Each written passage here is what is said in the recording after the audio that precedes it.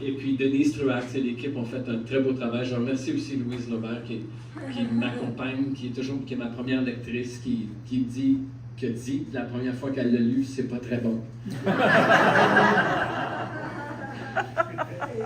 Ça donne un coup de pied dans le cul, si vous me permettez.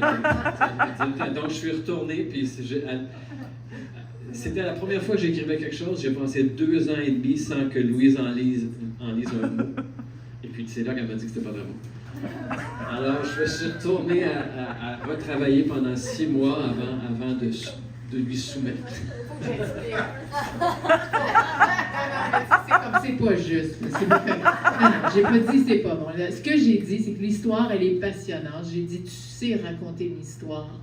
Mais ce qu'il y avait, c'était évident que c'est un gars qui écrit du théâtre, qui écrit son premier roman. Et la différence entre le théâtre et le roman, au-delà des dialogues, comme Claude expliquait, c'est que quand on écoute une pièce de théâtre, et c'est pour ça que c'est si difficile de lire une pièce de théâtre, et c'est probablement pas très intéressant non plus pour ceux qui ne sont pas du métier. Mais c'est que le ton et l'intention et le sous-texte, c'est pas là dans le texte d'une pièce de théâtre. Ça, c'est les acteurs, les comédiens, avec le travail de mise en scène, avec le travail de direction d'acteurs, qui vont arriver à faire ressortir ce que l'auteur pressentait et ce que le metteur en scène veut livrer comme message.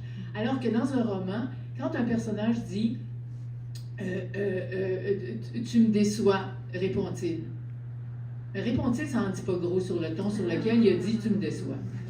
Et c'était ça la différence. C'est que je lui disais « non, tu ne peux pas dire « répond-il » ou « lui dit-il ». Ça ne m'indique pas sur quel ton il lui a parlé.